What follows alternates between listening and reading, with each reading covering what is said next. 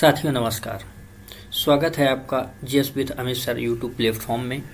और आज हम लोग बात करने जा रहे हैं घुमंतू जनजातियाँ, यानी कि जो घुमंतू हैं, अर्ध घुमंतू हैं, विमुक्त हैं, इन जनजातियों के बारे में पूरी आज हम लोगों की यही क्लास रहेगी। तो हमारी जो टॉपिक है वह है घुमंतू जनजाति। घुमंतू जनजाति,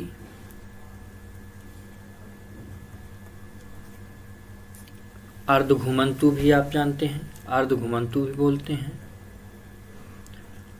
अर्ध घुमंतू जनजाति। और एक होती है विमुक्त जनजाति। कौन सी? विमुक्त। विमुक्त जनजाति, ये दो हैं। तो इनको पहले इन दोनों में अंतर समझ लें, क्योंकि घुमंतू, अर्ध घुमंतू, विमुक्त जनजाति कहलाती हैं। तो इनका डिफरेंस क्या है, इनको थोड़ा पहले इनके बारे में थोड़ा थोड़ा समझ ले, फिर इसके बाद आगे की तरफ बढ़ते। तो जो घुमंतू जनजाति है, ऐसी जनजाति या ऐसे लोग जिनका स्थायी निवास होता ही नहीं है, मतलब इनका स्थायी निवास नहीं होता, स्थायी निवास नहीं है। तो स्थायी निवास नहीं है तो मतलब ये किस प्रकार से हैं? एक भूमिहीन भी हैं। ये भूमिहीन है। भूमिहीन है तो साथ ही साथ इनका जो है तो रोजगार भी कोई स्थिर नहीं है, रोजगार की भी कि एक जगह करके कर पाए वो।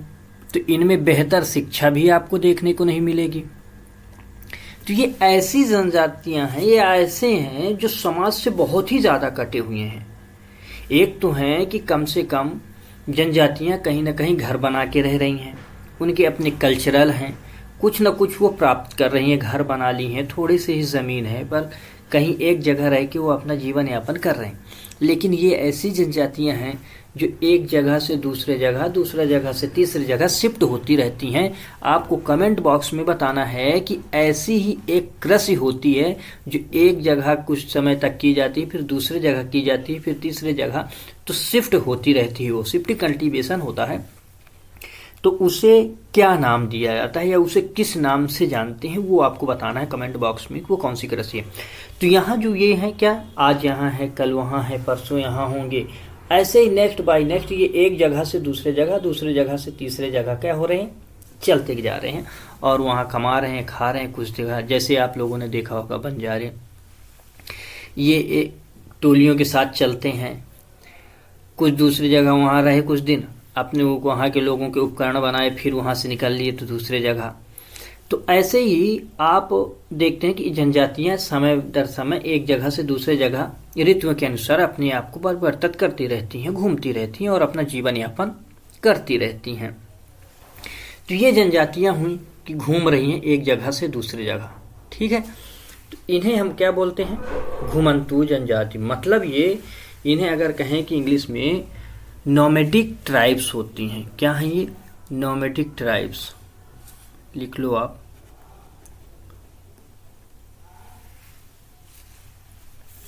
नोमैडिक ट्राइब्स, नोमैडिक ट्राइब्स हैं ये, ठीक। तो ये बात आपको पता चली कि ये जनजाति कैसी हैं, घूम फिर रही हैं। तो आपने इतना अंतर समझा कि ये जनजातियों को हम इस आधार पर ये कहते हैं। सेकंड, कि विमुक्त जनजातियां कौन सी है? भाई ये भी जो आती हैं इन्हीं के साथ पढ़ी जाती हैं, क्योंकि ये भी घूम भाग रही हैं। पर इन्हें विमुक्त क्यों कहा जाता है, इसके पीछे का रीज़न क्या है?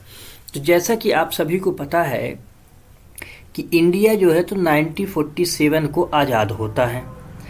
अब आज़ाद होने से पहले यह किसका उपनिवेश था? ब्रिटिशर्स का। तो इस यहाँ जो रूल कर रहे थे वो ब्रिटिश कर रहे थे। तो ब्रिटिशों ने कुछ लोगों को सजाएं भी दी होंगी, तो सजा काट रहे होंगे वो लोग। अब ब्रिटिश जब आज़ादी दिए भारत को, तो अब इनके ऊपर कैसे शासन किया जाए? जो सजा पा रहे हैं, जो सजा पा रहे हैं, तो भाई वो उनको तो वो विमुक्त करके। तो हमारे यहाँ 1952 को ऐसे लोग जो सजा काट रहे थे, उन्हें पूरी तरह से सजा से मुक्त कर दिया गया। क्या कर दिया गया? सजा से मुक्त कर दिया गया। तभी से इन्हें बोला गया विमुक्त जनजातियां। अब इनके पास कोई, अभी ये जो पैमाना हमने बताया कि भूमिहीन है, एक जगह से दूसरी जगह घूम रहे हैं, ना तो बेहतर शिक्षा है, ना खाने की कोई चीज़ अभी इनका फिक्स नहीं है।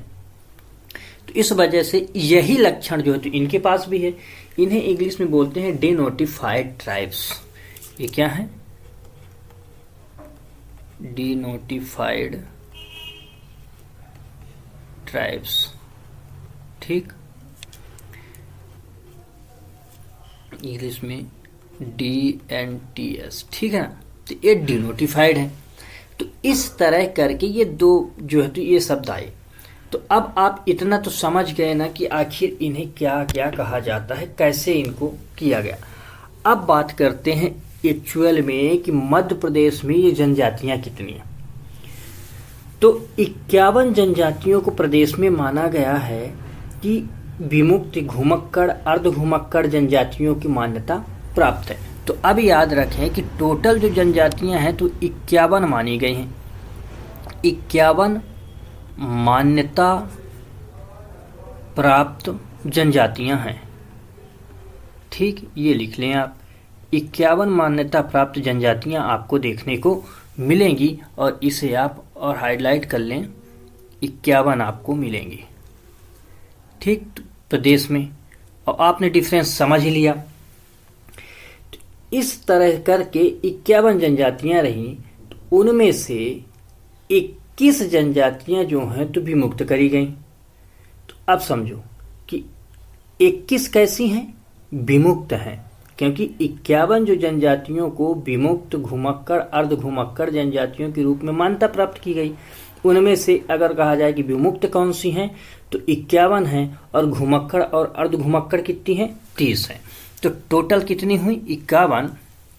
तो इन्हें आप दूसरे कलर से लिख लेते हैं कि इनमें से इनकी जो संख्या है, इनकी संख्या कितनी हमने बताई? 21। 21 जनजातियां ये हैं और ये कितनी हैं? 30। तो अब आपको पता चला कि 30 जनजातियां ये हैं और 21 ये हैं। टोटल मिला के कितनी? 51 जनजातियां हुई। अब इन जनजातियों में कैसे कहा कि बहुत सारे पिछड़ेपन के कारण है, शैक्षणिक है, आर्थिक है ना? तो इस तरह से इनकी समस्याएं हैं। तो अब इनकी बात करें समस्याएं, कि इनमें समस्याएं क्या हैं भैया? तो पहली बात कि इनका यही समस्या भाई कि घुमंतु हैं तो भूमिहीन हैं। भूमिहीन हैं मतलब आवास नहीं है, आवास नहीं है। इसके साथ साथ इनमें शिक्षा नहीं है, शिक्षा नहीं। और इनके पास आर्थिक जो है तो आर्थिक सस्टेनेबिलिटी नहीं है, यानी कि रोजगार जो है तो स्थायित्व तो नहीं है ना। रोजगार में स्थायित्व तो नहीं पाया जाता। चल रहे हैं। जैसे मानो कि एक फेरी वाला है, कौन सा? फेरी वाला मान लो अगर है, तो ये फेरी वाला क्या है? आज मानो कि ये ए स्थान पर है, कल बी स्थान पर होगा, अगले दिन सी स्थान पर होगा, ऐसे ही डी स्थान पर होगा। तो ये क्या कर रहा है? एक जगह से दूसरी जगह भाग रहा है।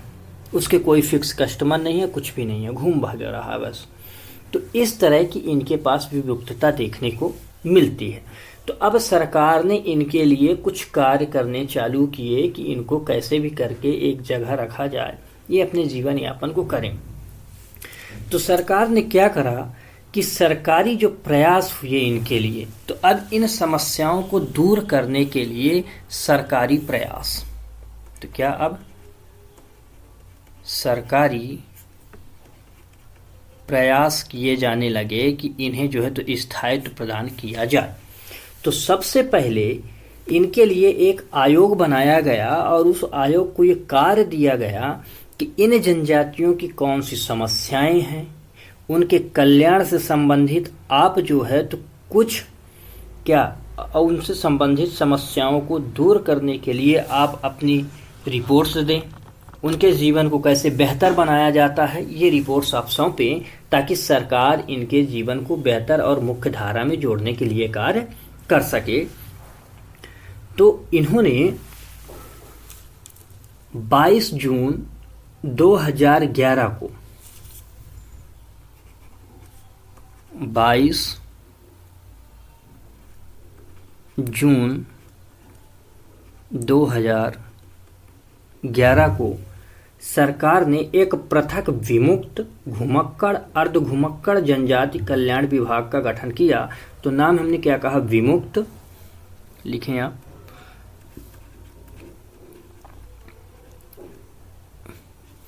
विमुक्त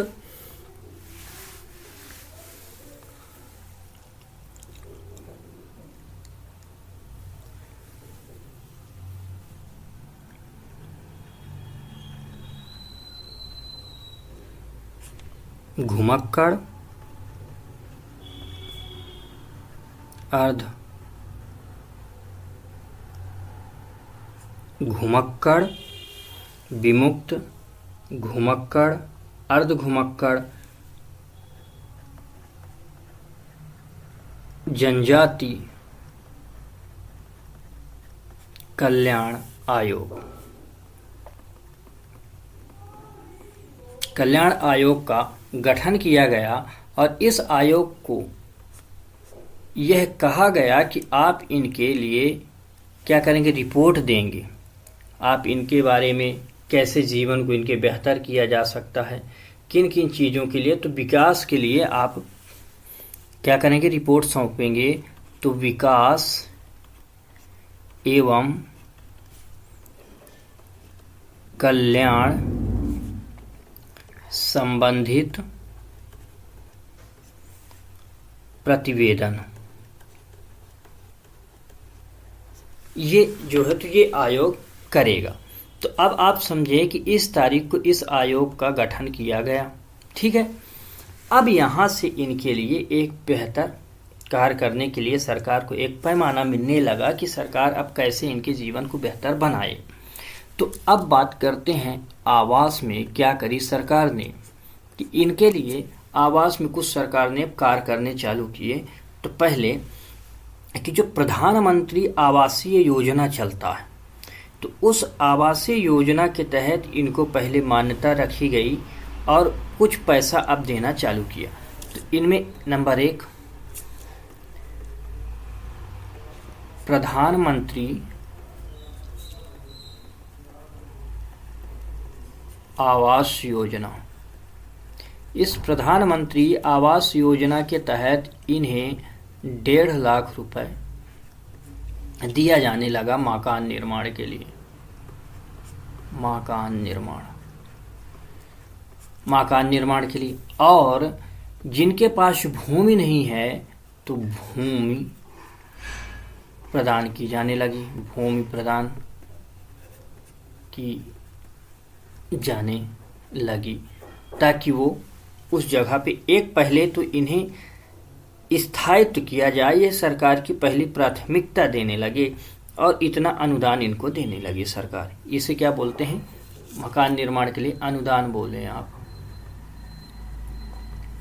अनुदान देने लगी सरकार, ठीक है। तो इतनी बातें आपको समझ आई। अब सरकार इतना करने के बाद अब जहाँ घर बना दी तो उनके लिए कुछ मूलभूत आवश्यकताएं भी होंगी। तो उस मूलभूत आवश्यकता में सबसे पहले पानी। तो सरकार ने पानी के लिए योजनाएं चली, तो यहाँ पानी मतलब कि कुएं बनाए जाने लगे, हैंडपंप लगाए जाने लगे। इस तरह से पानी की उपलब्धता सरकार करने लगी। इनके लिए सीसी रोड सरकार बनाने लगी ताकि इनकी आवासीय स्थिति जो है तो एक बेहतर स्थिति में बने, ऐसे नहीं कि वो कबाड़ियों की तरह रहे। तो अच्छी स्थिति बनाने के लिए, एक अच्छी सिस्टमेटिक सेटलमेंट बनाने के लिए सरकार ने यह काम करा। साथ ही साथ वहाँ विद्युत जो है तो विद्युत की व्यवस्था भी की जाने लगी, तो बस्तियों में विद्युत व्यवस्था भी होने लगी। तो क्या होने लगी? विद्युत व्यवस्था। विद्युत व्यवस्था भी सरकार करने लगी। अब विद्युत व्यवस्था भी करने लगी तो कुल मिला के आप ये समझो कि अब ये सरकार एक प्रकार से पूरी क्या कर रही है? बस्ती बसा दी, बस्ती बसाने लगी, है ना, या बस्ती बनने लगी। ये पूरी बस्ती बन गई। अब यहाँ ये आवासीय योजना के तहत सरकार ने इतनी सारी चीजें यहाँ रख दी। अब इतने में ही काम तो चलेगा नहीं, अब विकास योजना इतना संचालित पहले इन्होंने कर दिया, बढ़िया सिस्टमेटिक ढंग से नाली भी बनाने लगे। ठीक है, सीसी रोड बनाएंगे तो स्वाभाविक सी बात है कि नाली भी बनाई जाएगी। ठीक, तो ऐसे नहीं कि अब छोटी छोटी बातें ना लिखे तो आपको लगे कि ये नहीं है, ऐसा नहीं। इतनी चीजें सरकार ने करी। अब सेकंड अगर हम देखें कि सेकंड में हमने क्या रखा कि शिक्षा के लिए सरकार क्या की, तो सरकार ने इनके शिक्षा पे भी ध्यान दिया। भाई कितने दिन तक किसी को बिठा के खिलाओगे? उनका जो है तो राष्ट्र के लिए कुछ ना कुछ योगदान भी होना चाहिए।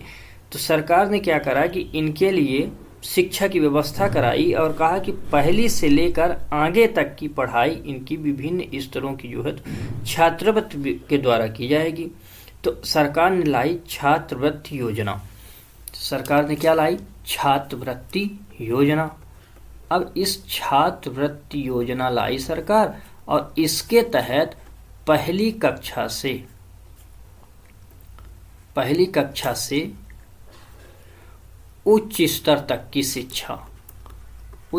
तक की शिक्षा के लिए इन्होंने आगे के लिए बना दिया कि अब आप ऐसे कर सकते हो। अब दूसरी चैलेंजेस कि अगर एक जगह से दूसरे जगह अगर बच्चा जा रहा है, क्योंकि हर जगह अगर स्कूल नहीं है, दूसरे जगह भी बच्चे को जाना है, तो उसके लिए अब कैसे?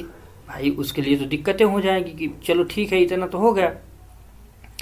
तो अब सरकार ने एक और काम करा कि जो स्कूल विभाग के माध्यम से ये सारी चीज़ें दी गई, तो उन्हीं में से एक और काम किया गया स्कूल विभाग ने कि इनके लिए आवास योजना बनाने लगे। तो स्कूल विभाग के अंतर्गत छात्रावास बनाए जाने लगे। क्या है? छात्रावास।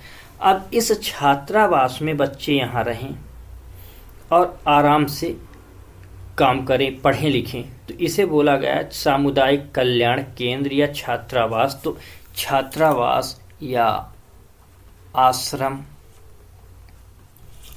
ठीक है, आश्रम, सामुदायिक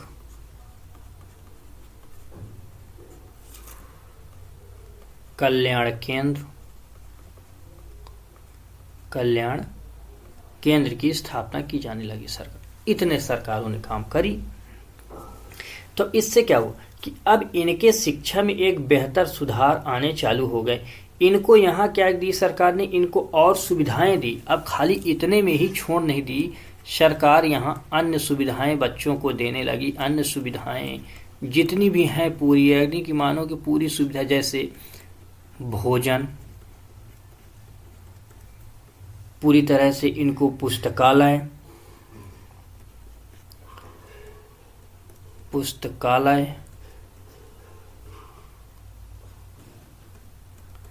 खेल कूद।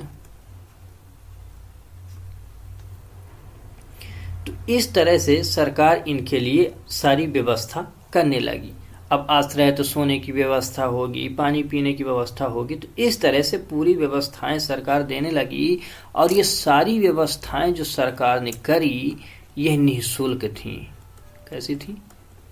निःशुल्क व्यवस्थाएं सरकार ने करी कि इनका उन्नति हो और समाज में एक बेहतर पायदान पर आए और ये क्या करें? अपना योगदान दे राष्ट्र के लिए। अब इतनी सारी चीजें सरकार ने करी, लेकिन इन्हें मान्यता भी तो मिलनी चाहिए। तो मान्यता प्राप्त प्रमाण पत्र बनेंगे। तो प्रमाण पत्र के लिए भी सरकार ने काम किए। तो जैसे इनके लिए सरकार ने क्या करा कि एक जगह से दूसरे जगह अगर बच्चे को जाना है तो कोई ना कोई प्रमाण पत्र होना चाहिए। तो जो अनुविभागीय अधिकारी होता है या राजस्व अधिकारी होता है, उनके लिए निर्देश जारी किए गए कि प्रमाण पत्र बनाने के लिए लोक सेवा केंद्रों के माध्यम से इनके जाति प्रमाण पत्र बनाए जाएं। तो अब इनके क्या है, जाति प्रमाण पत्र बनाए जाने लगे। जाति प्रमाण पत्र बनने लगे। तो अब मान्यता, क्योंकि एक जगह से मानो कि बच्चा यहाँ है, अब यहाँ से ए स्थान है, यहाँ पढ़ रहा है, किसी कारणवश यह बच्चा बी स्थान पे जाता है। अब बी स्थान पे इसका किस आधार पर और कैसे पूरी तरह से ये सुविधाएं मिली, तो सेम ये जो सुविधाएं इसको यहाँ मिली थी, समान सुविधा मिलेगी, समान सुविधा। तो ये कैसे संभव हो पाएगा, जब ये आपके पास प्रमाण पत्र होंगे। तो सरकार ने इस पे भी काम किया कि एक जगह से दूसरे जगह के लिए भी वो उसी तरह मान्यता प्राप्त रहेंगे। इतने सारे काम यानी कि प्रशासनिक कार्य भी सरकार ने कराए। अब यहाँ तक सरकार इसमें आई और ये अपने आप को धीरे धीरे समाज में उत्कृष्ट करने के लिए, अब इनको और भी ज़्यादा बेहतर बनाने के लिए सरकार ने एक और काम किया, पुरस्कार लाई। पुरस्कार, जिसमें से सरकार ने ये कहा कि कोई भी व्यक्ति जो इनके कार्य में, इनके सेवा में बेहतर कार्य कराता है या कोई योजना इन तक पहुंचवाने में किसी प्रकार की कठिनाइयों को, सारों को पार करते हुए, दूर करते हुए इनके बेहतर जीवन के लिए कार्य करता है ना, तो उसके लिए क्या दिया जाएगा, समाज सेवक पुरस्कार योजना संचालित करी सरकार ने और उन्हें जो है तो उत्कृष्ट समाज सेवा के क्षेत्र में एक प्रमाण पत्र दिया जाएगा। तो क्या है, समाज के क्षेत्र में उत्कृष्ट कार्य करने के लिए पुरस्कार देने लगी सरकार ने। ठीक, तो क्या हुआ, पुरस्कार। अब भाई और भी भाई समाज में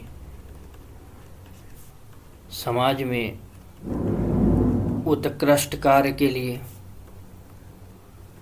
तो ये क्या है, एक प्रकार से मोरल मोटिवेट किया जा रहा है इनको कि ये आगे की तरफ बढ़े। इतनी चीजें रहीं। अब सरकार, यहाँ तक का सरकार इनको लाती गई। अब बात करते हैं जैसे आर्थिक में, तो आर्थिक में सरकार ने क्या करी कि पहले तो इनको ट्रेस करी। अब ट्रेस करने के बाद आर्थिक में सरकार ने एक काम करा कि अब ये तो पहले मान्यता प्राप्त हो ही गए, तो इनको तो कुछ भूमियां मिली। अब भूमि के साथ मानो कि कृषि करने के लिए सारी सुविधाएं, जैसे विद्युतीकरण,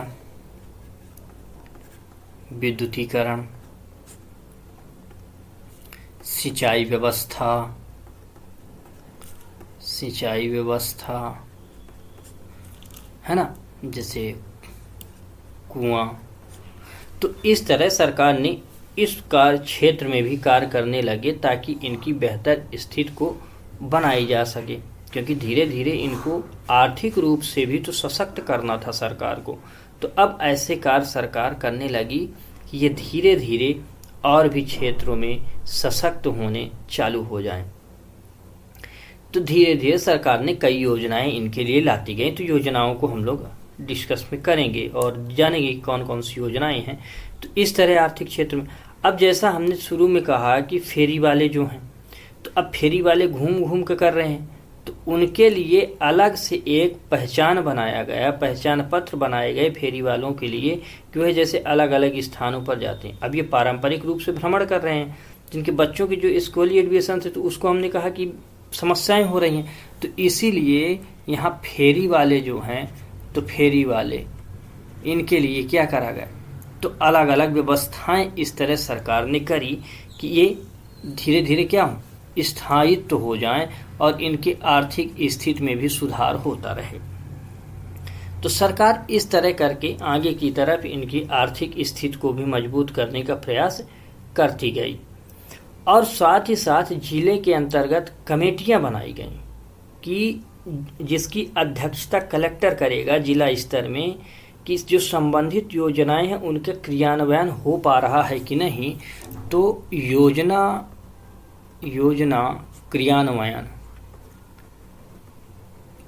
क्रियान्वयन के लिए कमेटी बनाई गई, कमेटी जिसकी अध्यक्षता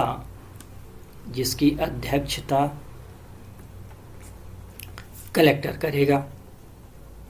ठीक, अब वो देखेगा कि भाई जो चीज़ें आ रही, क्योंकि इनको समाज के मुख्य धारा में जोड़ना है, तो इस तरह करके ये बनाई गई। लेकिन इसी तरह इनको आगे बढ़ाया गया। पर शिक्षा में सरकार ने और भी कार्य किए थे। एक चीज़ इसमें रह गया कि 2% तक आरक्षण सीट कर दिया। आरक्षण सीट स्कूलों के लिए, ताकि आप जो है तो उनको मुख्य शिक्षा के साथ आप और कहीं भी आरक्षण प्राप्त, बड़ी बड़ी जैसे स्कूलें हैं तो उनके लिए भी सरकार ने कर दी। जैसे सर्वोदय है, ज्ञानोदय है, एकलव्य है, तो इस तरह करके इनके लिए 2% सीट भी आरक्षित की गई। तो कैसे? सर्वोदय,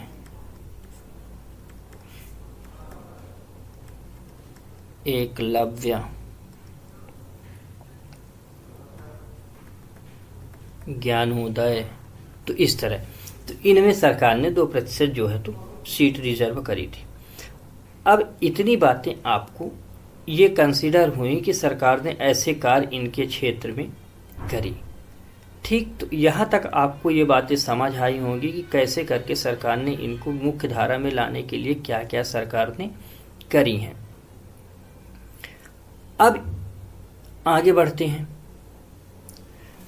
इनके लिए कुछ आर्थिक योजनाएं जो हैं, आर्थिक योजनाएं जो बनाई गई सरकार के द्वारा, तो इसमें से एक एक करके थोड़ा हम योजनाओं को लिख लेते हैं। आर्थिक योजना को यहीं लिख लेते हैं, शैक्षणिक योजना को एक आध दो ठो उधर लिख लेंगे। तो योजनाएं, आर्थिक योजनाएं, तो आर्थिक योजना में इन्होंने करा मुख्यमंत्री स्वरोजगार योजना, मुख्यमंत्री स्वरोजगार योजना। ठीक, मतलब अब आप जो है तो स्वयं के लिए भी कार्य करेंगे। मुख्यमंत्री आर्थिक कल्याण योजना, आर्थिक कल्याण योजना।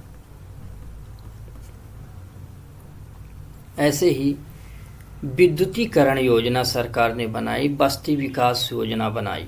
ठीक, तो आप लिख लेंगे विमुक्त जाति बस्ती विकास योजना, विमुक्त जाति बस्ती में विद्युतीकरण योजना। अब बात करते हैं जो घुमंतु जनजातियां हैं, इन्हीं में से इनके लिए शैक्षणिक योजना। तो एक आध दो योजना हमने जैसे डिस्कस भी करी थी कि छात्रवृत्ति योजना है ना, तो छात्रवृत्ति को हमने लिखा था ये। तो अब आप यहाँ योजना लिख लें, योजना, यहाँ पास योजनाएं। ठीक, नंबर 1 राज्य छात्रवृत्ति योजना। सेकंड आप लिख लो पोस्ट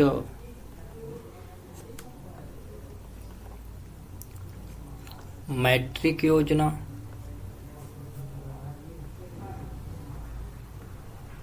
ठीक, पोस्ट मैट्रिक छात्रवृत्ति योजना। कन्या साक्षरता योजना, कन्या साक्षरता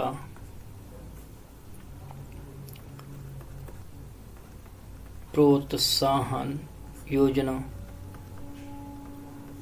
और एक और लिख लें आप सिविल सेवा, सिविल सेवा प्रोत्साहन योजना, सिविल सेवा प्रोत्साहन योजना। तो इस तरह करके सरकार ने इनके लिए आगे करके धीरे धीरे योजनाएं बढ़ाती हुई चली गई।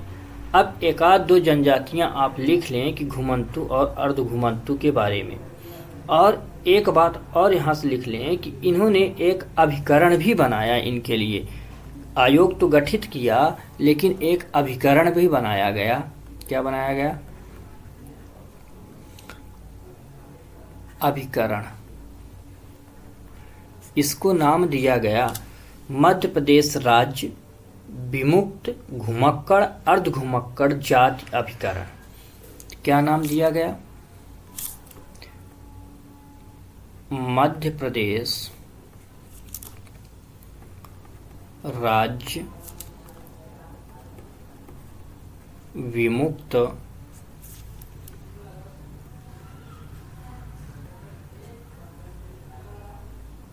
घुमक्कड़ एवं अर्ध घुमक्कड़ जाति योजना ये बनाई गई। और इसका जो ये अभिकरण बनाया गया, इस अभिकरण का गठन किया गया 1990 इतने में। ठीक, ये अभिकरण बना था और इस अभिकरण में एक अध्यक्ष होगा और 11 सदस्य होंगे। तो एक अध्यक्ष और 5 और 6, 5 होंगे शासकीय और 6 होंगे गैर शासकीय या अशासकीय। ठीक, तो इस तरह करके इसमें बनाया गया इन जनजातियों के बारे में, ताकि ये भी अपने विकास के कार्य करते रहें। और इन्हीं में से एक सचिव रहेगा, सचिव जो कि पदेन सदस्य होगा, पदेन सदस्य। तो ठीक, इतनी बातें आपको याद रखनी है इनमें। और एक आध दो हम लिख देते हैं घुमक्कड़ जाति और अर्ध घुमक्कड़ जाति के लिए बारे में, कि विमुक्त कौन सी जातियां हैं और घुमक्कड़ कौन सी जातियां हैं। ठीक,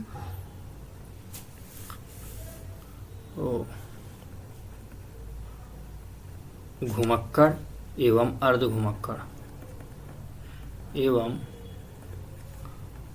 अर्ध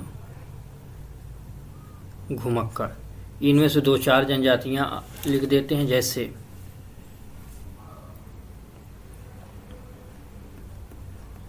बल्दिया,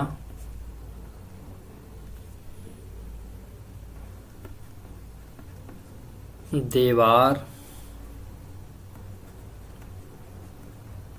भंटू,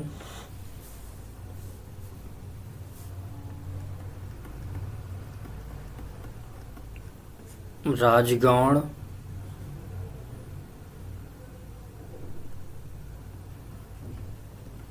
धनगर। ठीक, धनगर है तो धनगर जनजाति, इसे और साफ लिख देते हैं, धनगर जाति। और इसमें लिख लो विमुक्त में 1-2 जनजातियां लिख लो आप, बंजारा,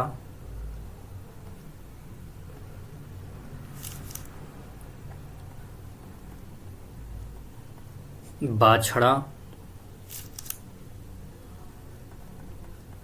बागरी, पारधी। तो पारधी के बारे में और बंजारा के बारे में, इन 2 जातियों के बारे में हम लोगों ने पढ़ा भी है, क्योंकि इनसे प्रश्न आने की संभावना रहती है, इसलिए इनको हम लोगों ने पढ़ा भी है। तो आज की क्लास को हम लोग यहीं तक रखते हैं। और आपको ये क्लासेस कैसी लगती हैं आप कमेंट बॉक्स में ज़रूर बताएं। और चैनल को सब्सक्राइब करें, शेयर करें, लाइक करें। तब तक के लिए धन्यवाद। आप लोग पढ़ते रहें, बढ़ते रहें। जय हिंद।